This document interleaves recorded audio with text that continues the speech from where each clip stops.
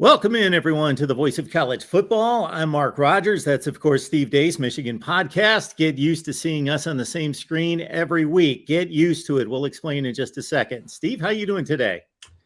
It's minus 10 air temperature outside, Mark. I think I got frostbite walking out to start my daughter's car this morning. Other than that, though, first world problems. I'm great, man. How are you? Yes, those first world problems are headed our way in a fierce way, I understand, overnight. So we are buckling down here as well. Hunkering down, as they say. Absolutely. Appreciate you being here. What I alluded to off the top, first and foremost, is that Steve and I have agreed to get together once a week. We will attempt to make that at the same time each and every week. That is not a guarantee in any such way. Therefore, it is important to subscribe to the channel here at the Voice of College Football. Hit that bell for the notifications to know when we go live, because Steve and I are going to get together for 1/2 hour, 30-minute session with Steve and myself each and every week. We'll go toe-to-toe on one big major college football topic for 10 minutes. Sound familiar? I think we've done that once or twice before, but for 10 minutes, and then we will take your sponsored comments and questions for 20 minutes. So we challenge you to challenge us, and we will do it. All right. Steve, let's talk recruiting from this standpoint. I'd like to go micro and move it to macro. So you are on record as stating, hey, I'm okay with the Ohio State recruiting class being better than our recruiting class because we have dealt with that for decades and been okay when we get our kind of players in. Sure, we've got to be able to match the talent to a certain degree, but we've gone for decades and been able to win in the series without it. That said, with a recruiting class hovering in the low teens, are you happy with Michigan and its recruiting efforts this particular cycle? No, this is clearly a subpar class by Michigan's standards. I think it reminds me a lot of the 2018 class, which had one borderline top 100 player in it. His name was Aiden Hutchinson. He was the number 2 pick in the NFL draft. Had another couple guys that were considered projects named Ronnie Bell and Hassan Haskins, who have turned out to be pretty good players. I mean, Jim Harbaugh has shown, if you looked at what he did at Stanford, Mark, his ability to get that high upside but underdeveloped 3-star guy with the right physical traits. You can't coach length. You can't coach speed. All right. So these guys maybe aren't the football players yet that they're destined to be. But throughout his career, he has shown a knack for developing those kinds of guys. That being said, though, every class, if we're going to continue to stay at this level, there has to be at least 2 or 3 guys of that top level. And Michigan may still end up with one. They still may end up with Nicholas Harbor, who was considered by some to be the top overall prospect in this class going into this year.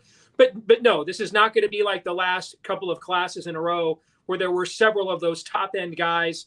But as long as the classes that are enveloping this one provide for that, then you're going to get a lot of good quality playmakers, Rod Moore kind of players, great depth players, guys that will be staunchly, for Michigan and playing for Michigan. But no, next year's class has got to have more top-line guys, and I think it will. I think you'll see 2 things will happen. Number one, our head coach won't go do an interview with an NFL team on National Signing Day where he says he's goodbyes and doesn't think he's coming back. I don't think that'll happen again. All right. And then the other thing is, I think you'll see Michigan announce, and I don't think it'll be too late. I wouldn't be shocked if it was by the bowl game. But I think in the next couple of months, you'll see Michigan announce a very aggressive NIL collective. I don't think Michigan will ever get into the pay for play on the recruiting side up front. All right. No, and I don't think it's stinginess, Michigan stinginess. I think Harbaugh doesn't want to do it from his experience in the NFL. I think he believes that it's bad managing a locker room where a bunch of 17 and 18-year-olds who haven't done a damn thing are making a crap ton of money with juniors and seniors who maybe came in as 3-stars and are earning their way. I just think he thinks that's a bad idea in general.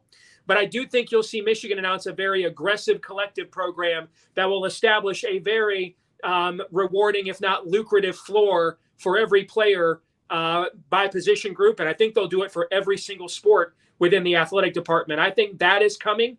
So now players at least know there's a baseline. And then, Kate McNamara was out there complaining about her NIL. Dude, you got Tom Brady and ping golf. What the hell was he complaining about? Okay, I don't know what he was bitching and moaning about where that's concerned. He got paid as the quarterback at Michigan. But on a baseline level, we are behind our peers in the recruiting world, and I think you'll see Michigan announce imminently. Now, imminent could be a few weeks, a few months, but it won't be like into next June. Sometime here imminently, Michigan will announce an aggressive NIL package. Combine that with our coach not interviewing for other jobs on National Signing Day, and I'm pretty confident that next year we'll be right back to where we're accustomed to.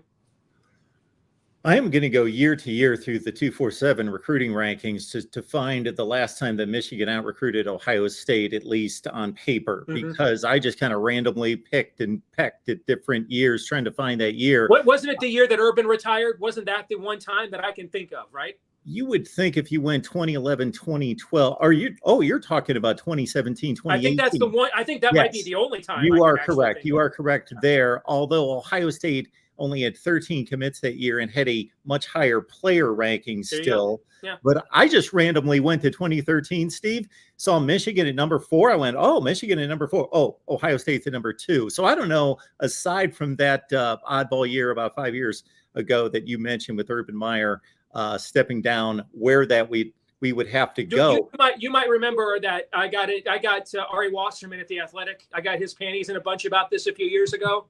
And because I never disagreed we had to improve our recruiting. But my point was, we're never going to recruit at Ohio State's level. We never have. And if you go back, in the 70s and 80s when we didn't know what a recruiting ranking was, just go look at the amount of players drafted out of Ohio State compared to Michigan. All right. I mean, one of the greatest captains Bo Schembechler ever had was Andy Cannavino, Ohio kid whose dad played at Ohio State, wasn't offered a scholarship by Ohio State, so he came to Michigan. Do you know how many of those guys we kicked your ass with for a lot? Because you're as old as me.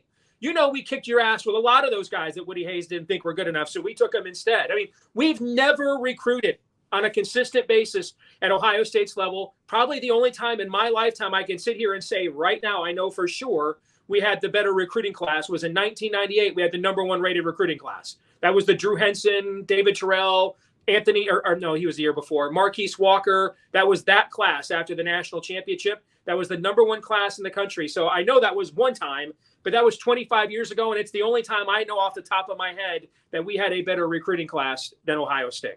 All right. That brings to mind other things I need to ask you at another time, but we're going to stick on course with this whole recruiting dynamic that is so much different than it was just a few years ago, because the buzz around Ohio State circles right now, coming off a 5th rated recruiting class, is that Ohio State is falling behind, does not have the money to compete with the SEC teams. What are we going to do? And much like Michigan. Now, can I pause? Right? How's that possible? Columbus, Ohio, I believe, is the largest television market in the country without another. I guess we have the NHL now, but a lot of Americans don't consider that to be a major pro sports league, if we're honest. Okay, so it's the largest college TV market in the country that doesn't have one of the 3 major sports, and it's the hometown of a college sports team that has almost 100,000 in its stadium every Saturday. How is that even possible that you don't have the resources? Well, you can have the resources available, but if you're not tapping them or they are not accepting of the process, and they're not all in. And for as much as Ohio and Columbus in particular is all in on college football, this is life and death. Maybe it's not life and death to the degree of an SEC school. See, I think that's the issue. I think the issue is that Michigan, and then when Penn State joined the league, were really the only 2 national recruiters in our conference. Ohio State didn't have to. I mean, the old joke was if Ohio State just got the majority of the guys off the first and second All-State team in Ohio, they'd win at least 9 or 10 games every year, right? So demographics have worked against us a little bit, right? There's been migration away from the Rust Belt to the Sun Belt, all right? And so Urban came in and made Ohio State a national recruiting brand. And the problem now is that if it's harder to take those kids away than it was before because of this process. A lot of those kids are transactional. This is why Michigan has, in any given year, Michigan and Penn State have the largest living alumni bodies on planet Earth. They go back and forth almost every year, 1-2 in the world. Michigan could absolutely just blitzkrieg Southern SEC schools, all right, to pay for recruits. Sure. The question becomes, look at Texas A&M. What do they have, 25 guys or something in the portal right now? Okay, I mean, the question becomes, it's still college football, and you're dealing with 17, 18-year-olds. Is it really a great investment to make that level of preemptive investment into guys? That we had a recruit yesterday, Mark, that got frustrated that it was leaked that he was going to commit to Michigan. So the day before his announcement, he put out a top 5. This is Jair Hill, number 1 top-rated prospect in our whole class. Put out a top 5 of finalists, made a big deal about it. Social media gets reported on all the recruiting sites. We're not listed. Goes out the next morning and picks us on TV. Okay. Why? Because he just wanted the effect of no one knowing what's going on. It's a shock. It's a surprise. He wanted the show. I don't fault him for that. He's 17. Okay. But this gets to your point. In this part of the country, schools like Ohio State and Michigan and Penn State have endowments that would blow these SEC schools off the face of the friggin' earth. Mm-hmm. The problem is, do we really want to become, because for every Alabama, there's everybody else is Auburn, Texas A&M, LSU winning a national championship one year, firing the coach the next. You see, this world that they live in down there is very high variance, man, really high variance. And it's just not a Midwestern thing, even though your fan base, we often like to joke, is the closest thing we have, your fan and alumni base to the SEC. We just joke about that. It ain't the SEC, okay? And so it's just not a Midwest thing to just go light a bunch of money on fire for someone that hasn't done or produced anything. That's just not in our DNA. And that's why I actually do think a hybrid approach where, and I wouldn't be shocked if actually Michigan and Ohio State recruiting in this coming era actually get much closer together in symbiosis, where Ohio State maybe has classes that maybe look a little more Ohio than they have in the past. And then the top 3 or 4 guys in that class outside the region are really who you go all in for, because you have to get back. Do you still want to play for Ohio State? Are you just here transactionally? Or do you just want to play, or do you really want to be a Buckeye? CJ Stroud saying, after losing to Michigan again and never getting a pair of gold pants, well, one game doesn't define my career, dude. Mark, I don't have to tell you, one game doesn't define your career. No. You're the starting quarterback at Ohio State. You never beat Michigan. That doesn't define your career. Hell yeah, it does. Ask Ched Henne if it defines your career. All right. Hell yeah, it defines your career. But I think when it's just a transactional process, you get away from some of that. And I don't think we'll ever be able to beat those teams in the South, no matter how big our TV contracts are compared to theirs, no matter how big our endowments are compared to theirs. Just the DNA of the cultures in our part of the country, right? You and I started this podcast off talking about the fact it's -10 in Iowa in a 10-year way next. All right. You can give a kid all the money in the world you want, but if he ain't playing his freshman year and he gets up the first day, it's -10, brother. Okay. And there's a transfer portal and a booster from Texas A&M calls, pour one out. You've got to get kids that want to play for your school again. And I think this is what Jimmy figured out. I think Jimmy originally just recruited to lists. And you go look at the 2016 class he signed. That finished number 4 in the country. There was loaded with washouts in that class. You had guys like Donovan Peoples-Jones sitting out for his NFL stock to be a 4th-round draft pick or something. All right. We figured out we got to get back to guys. Yeah, we need J.J. McCarthy and Donovan Edwards recruits. We need a few of those guys. But the bulk of this roster has to be guys that will freaking bleed and die for that Block M and their teammates. And I think your school is probably going to have to adjust to some of that as well. Well, that was the Jim Tressel way. And the Jim Tressel way gave way to the Urban Meyer way, which certainly worked. But if you're on course with your projection of the way this is going to lead, because the immediate reaction is the Big Ten's falling behind, despite the TV contracts, despite the way the TV contracts align right now, people would be surprised out there to know that the Big Ten is drawing in more revenue than the SEC as it currently stands. And we're not even talking about dipping into endowments or touching anything related to academics, which, as you have stated, and we've got a guy, Tony Altimore, who comes on here periodically and runs down the endowment numbers and the whole deal. And it puts the SEC to shame. He kiddingly says they like to boast about their little M's while the Big Ten has its big B's next to the endowments. Absolutely. Yeah, they've got a bunch of Bubba the Love Sponge, independent car dealership guys, and contractor companies that love shelling out money. Dude, we have owners of billion-dollar major league sports franchises. Okay, the endowment and alumni bases we have blow theirs out of the water. I just don't think that it's in the DNA culturally in our part of the country to just shell out huge sums of money for people who haven't done a damn thing. I just don't.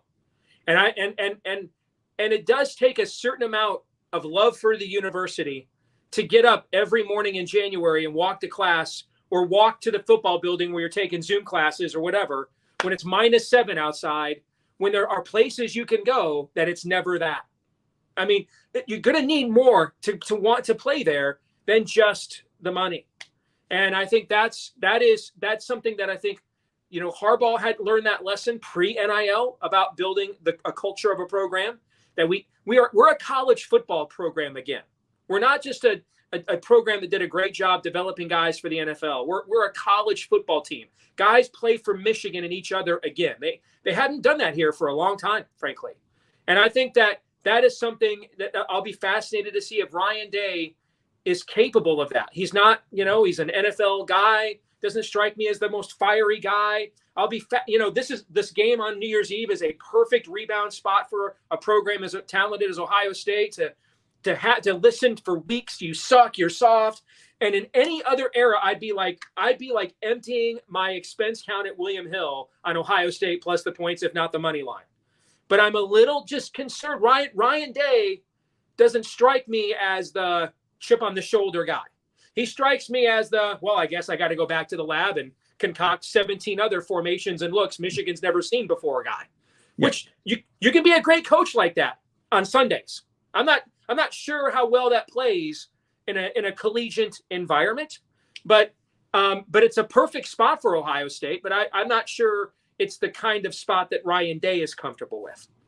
Urban Meyer lost 9 games at Ohio State, all as a favorite. When he was an underdog, he was 7-0. Yeah, there you go. Yeah. So the thought is, we're understanding from some of the recruiting tidbits that are coming in concerning Ohio State that they were able to convince some players to sign at Ohio State, not for the pride of the state because they were out-of-state guys, but that even though you could make this slice with NIL at Ohio State and the bigger slices in the SEC, we're going to continue to develop players better than they will for the NFL. And that, I think that's a losing proposition because everybody can produce NFL players. Correct. I mean, that's a great argument if you're Michigan and you couldn't get those guys in this cycle because of what happened with Jim Harbaugh and your NIL program is a year behind. And so you take a Cincinnati who was like a borderline top 30 class, and you basically raid the top of Cincinnati's class. That's essentially what we did for almost all of the Ohio guys. For several of the Ohio guys we landed. We just raided Cincinnati's program at the end and just said to guys like Cam Calhoun and some of the guys that were looking at them or committed to them, hey, look at our track record of developing guys like you into the NFL. All right. That's a great argument for Michigan when it's having a May-year recruiting to make to fill out its class. That's a great annual argument for a Wisconsin and an Iowa. Those are great developmental programs. But you're right that at Ohio State, I don't see that as a sustainable argument. I don't. I think that if you're a top 250 kid, you're rated there like 24/7 does their ratings based on what they think the NFL draft will think of you in 3 or 4 years. That's the whole premise of 24/7 sports rating system, for example. So if you're a top 250 kid, they already think you are, a top 4-round draft pick minimum. To me, I think Ohio State has to get back to, and this was Urban Meyer. This is what made Urban Meyer so tough to beat. Is yes, he was ruthless. Yes, he did whatever it took on the recruiting trail. All right. But they were a college football program internally too. All right. He was able to still make it about the traditions and legacies of Ohio State, that it wasn't a purely transactional process.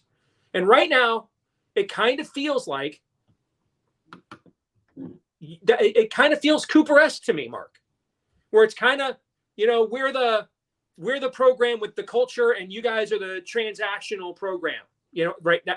Now, maybe that's not fair. And I'll be, that's a biased, recency bias, but that's kind of what it feels like right now on the Michigan side of things. That guys play hard for Michigan, and at Ohio State, guys just, they play hard because they're really great players. You're going to lose a perception of toughness when you throw the ball as much as Ohio State does. But I'll go back to those San Francisco 49er teams with Ronnie Lott and those guys on defense that said, we were known as a finesse team. We were not a finesse team. Nobody that played us on Sundays would tell us we're a finesse team. Now, I don't know if that applies to Ohio State. I can tell you that applies to guys like Tommy Eichenberg playing linebacker at Ohio State. They've got some tough son of a guns, but I don't know if that culture has made its way through the entire locker room. I think it's deteriorated significantly. Like if JT Barrett had never beaten Michigan, do you think he would have said, well, one game doesn't define my career? Is that, you think he would have said that? Because I don't.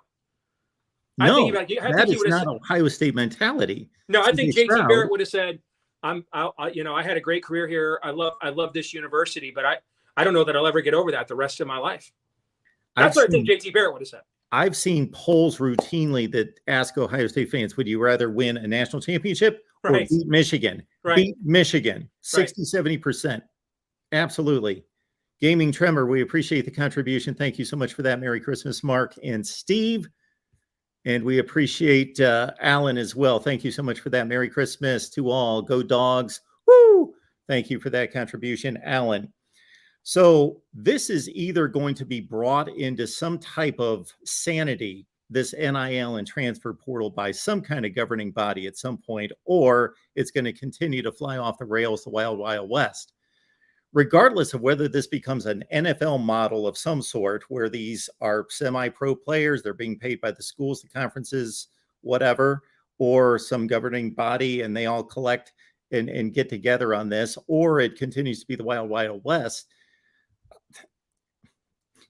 I go back to taking part in a luncheon 3 times at ESPN where Jim Delaney painted a picture of what collegiate athletics looked like when he was at North Carolina as a basketball player in the late 60s, early 70s. And it looked like what we would want out of big-time college athletics, a balance between academics and athletics put in its proper place. You're still preparing for the next level.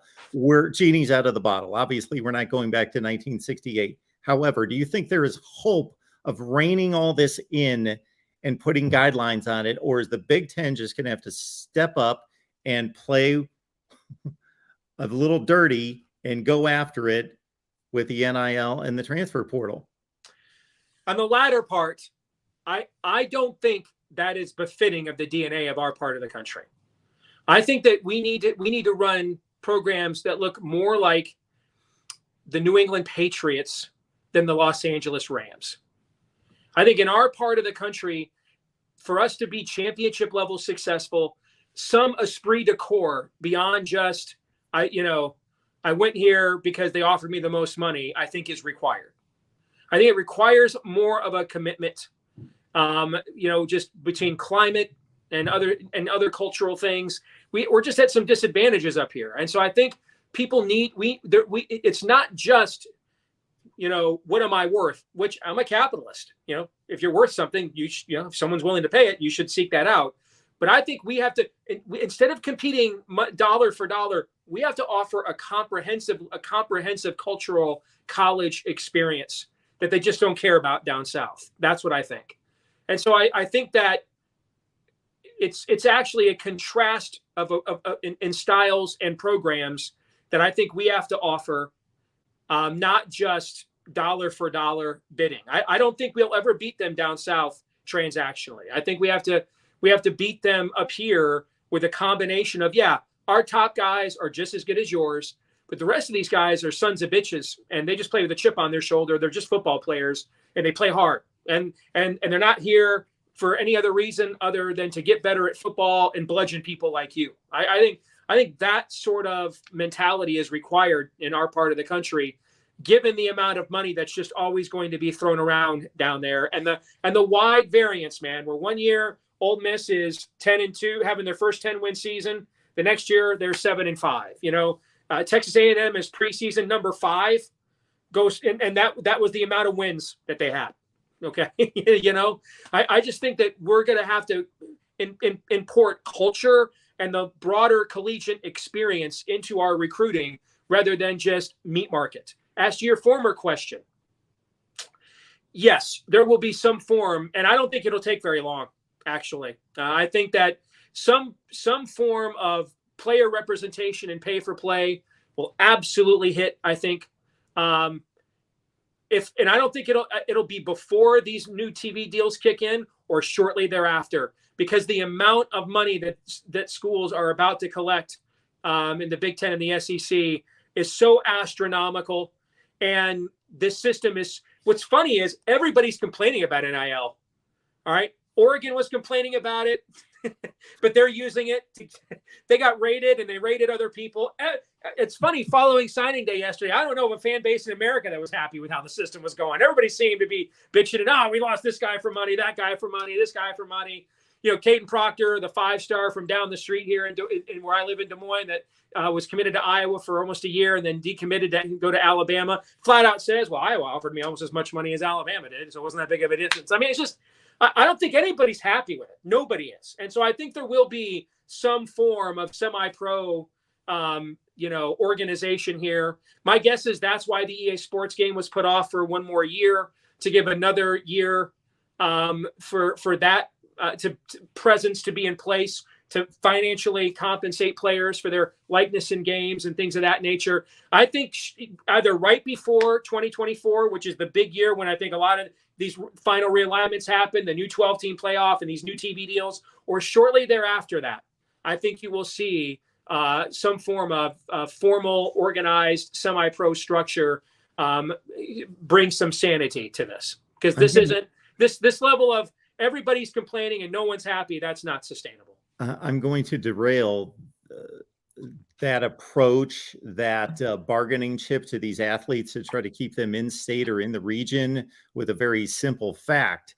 If the roles were switched in regards to where the players lived, then I could say if the SEC and the Big Ten both had all the money, but the Big Ten had the players and the SEC was not willing to spend the money, and it was reversed, that would be one thing. But for the Big Ten not to have the players, but then also to take the principled route and the more measured route, I don't even know if it's that principled, but to take the more measured route long term may get a little ugly in the interim. Well, let me define what I mean by measured. I think maybe you and I are looking at, I'm talking about the total compensation package, not just the money. So let me give you an analogy. All right. Company offers you $250,000 a year to go work there. The boss is a douchebag. You don't really, you went down there and visited the coworker. Wasn't the most enjoyable place to work. You got 2 weeks of vacation, and they were very strict about what you were able to do, on your personal time outside of work with your skill set. Another job offers you $175,000 a year. Environment there it's just a tremendous place. You want to go to work every day. They understand they're paying a little bit more than you can get elsewhere. They make up for it though, and they're willing to use their lists and their brands in order to elevate the work you do with your skills when you're not on the clock, which creates separate ancillary revenue opportunities for you. Okay. And you get the sense that the people that you're with have a common vision, common values, and it's personally rewarding. And they offer 6 weeks of vacation a year. So now you start doing the math. Okay.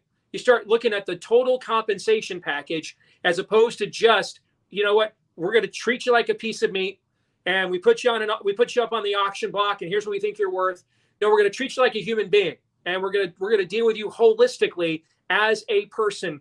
All right. I think that's what I'm talking about. Hopefully 17 and 18-year-olds can see through all that, and maybe they're getting wise direction and support from their family to be Well, able let me tell you what happens when they don't. What happens when they don't is you end up a year later, if your name's Josiah Stewart, Ernest Hausman, Miles Hinton. You see my point? You end Yeah. up transferring to the place that offered you that you should have gone to the first time. That's what ends up happening. Being able to use your skill set outside the corporation, you're hitting close to home there, Steve. Yes. That's why I tried to draw an analogy I thought you might get, brother. All right, folks, in future episodes, one of these weeks, I'm going to hit Steve with this. How would you structure all of college football? And I'll give you the ingredients beforehand. I will do the same. We will match our two systems in regards to a reasonable, we can't take it back to 1950, sorry, folks, but a reasonable approach to all the chaos that's going on that we would like to see college football structured. Look at the banner. Steve Deace, myself, Mark Rogers, new weekly show on the way. We've got busy schedules. Steve is tough to track down. Therefore, please subscribe here at the Voice of College Football. Of course, subscribe to Michigan Podcast as well. But if you subscribe here, hit that bell for the notifications to know when we go live. And therefore, you're going to know when Steve and I are going for a power-packed half hour. So we're going to go at it for 10 minutes on one topic. Steve's got a good name for this, but I'm not quite ready to unveil it because maybe we come up with a better one, but he's got a pretty good one. I like his topic name, his show name. One topic on college football, not just the Big Ten. One topic, 10 minutes. Then we take your comments and questions, your sponsored comments and questions for 20 minutes each and every week. Steve, I'm looking forward to it. We appreciate you being here as always. Merry Christmas to you and your family. And try to weather the next few days and make it to that nice, balmy 55 degrees coming up in a few. I hear you, brother. Thank you. Same to you. Merry Christmas to you and yours. Everybody watching, remember, if you're in the path of this winter storm, look, the sinks that are facing the outside window, let that water go all day long, just little bits. Keep those pipes from bursting. Just a little tip on the dope rhyme there. Other than that, everybody have a great Christmas. Appreciate you. Thank you, Steve.